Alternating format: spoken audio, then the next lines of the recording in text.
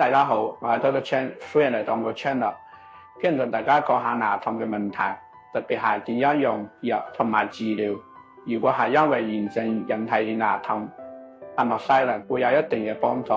但係最重要嘅係要揾出牙痛嘅原因，然後針對原因進行治療。例如，如果係牙髓炎引起嘅牙痛，阿莫西林通常都係冇咩效果嘅，因為牙髓炎嘅主要問題係喺水腔入邊嘅壓力太大，所以一定要透過開水引流，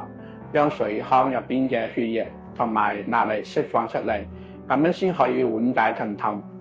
咁至於根尖炎嘅病人，阿莫西林就會有一定嘅幫助啦，但都只係輕微咁樣緩解。最重要嘅都係要做適當嘅治療。如果唔進行治療，單靠食藥係冇辦法做到根治啊。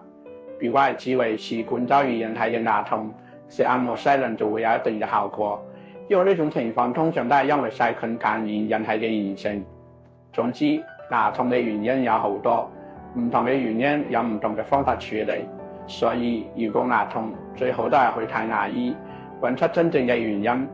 然後對症下藥，唔好淨係靠食藥，唔係嘅話牙齒問題會一直存在。關注我，呵護你嘅口腔健康。